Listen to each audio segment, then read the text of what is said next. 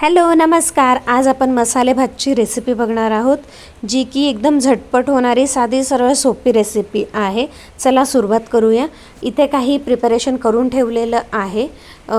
तांदूळ 15 मिनिटं झाले भिजत घातलेला आहे। कुकरमध्ये इथे 2 ते 3 चमचे तेल घातलेलं आहे। आता फोडणी देणार आहोत। तेल गरम झालं की त्यामध्ये राई, जिरं, हिंग, लसूण याची फोडणी देऊन झाली की लसूण हलका परतला की त्यामध्ये काही खडे मसाले, काळी मिरी 5 ते 6 काळी मिरी, 4-5 लवंग, 2 तेजपत्ता, छोटासा दालचिनीचा तुकडा, 2 लवंग आणि कांदा टाकून आपण परतून घेणार आहोत।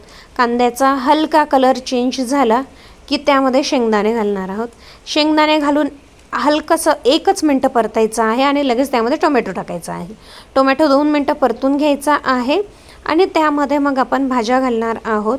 इथे बटाटे आणि वांगे घेतलेत। बटाटे आणि वांगीची काप मोठी घेतलेली आहे आणि काही वटाणे घेतले आहेत। याला छान मिक्स करून घेऊयात आणि काही आपण याच्यामध्ये आता अजून मसाले घालणार आहोत। हळद टाकली आहे, धने पावडर, लाल तिखट, गोडा मसाला आणि गरम मसाला हे मिक्स केलेलं आहे।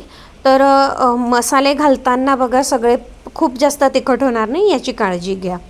आता तांदूळ जो आहे भिजत घातलेला तर तो आपण टाकून घेणार आहोत आणि तांदूळच्या थोडं वरती पाणी जाईल इतपत आपल्याला पाणी घ्यायचं आहे। तुमच्या तांदळाला किती पाणी लागतं त्यानुसार। आणि मग मीठ घातलेलं आहे चवीनुसार। याला हलकीशी उकळी येऊ द्यायची आहे आणि उकळी येताच याच्यामध्ये कसुरी मेथी टाकली आहे। तुपाची छानशी धार सोडलेली आहे, कारण की कुठल्याही भाताच्या प्रकारात तूप ॲड केलं की खूप चविष्ट लागतं। आता याला आपण कुकर लावून घेणार आहोत आणि मी मीठ आणि तिखट चेक केलं, मला परफेक्ट वाटलं। कुकर लावल्यानंतर 2 शिट्ट्या करून घेतलेल्या आहेत आणि आता आपला मसाले भात रेडी आहे।